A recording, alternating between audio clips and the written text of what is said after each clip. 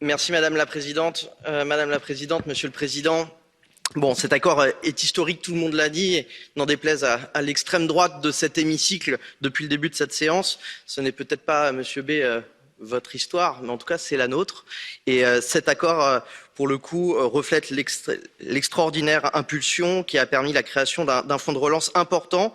En plus du budget européen, il faut avoir conscience, chers collègues, de là où on vient aussi. Il y a quelques semaines, on nous disait cet accord impossible. Certains avaient d'ailleurs mis leur veto sur le principe même d'un plan de relance extraordinaire, avec un veto sur les transferts, un veto sur y compris le principe d'un endettement commun. Et on y est arrivé. C'est une formidable avancée pour l'Europe et je pense qu'il faut qu'on le salue tous.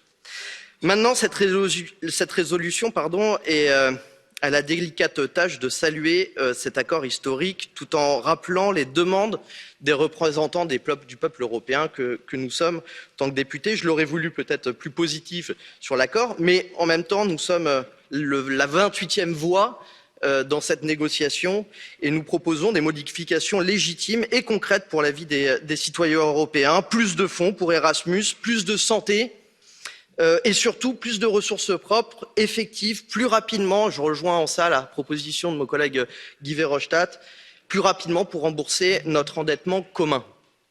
Madame la Présidente, nous avons entendu que 4 jours de discussion entre chefs d'État et de gouvernement étaient le prix de la démocratie. J'en conviens, nulle part sur un autre continent, 27 États membres peuvent se mettre d'accord en 4 jours avec un plan aussi ambitieux.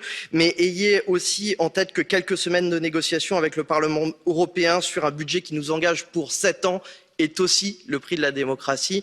Nous serons ambitieux, nous ne bloquerons pas, mais nous serons au rendez-vous de l'histoire. Merci.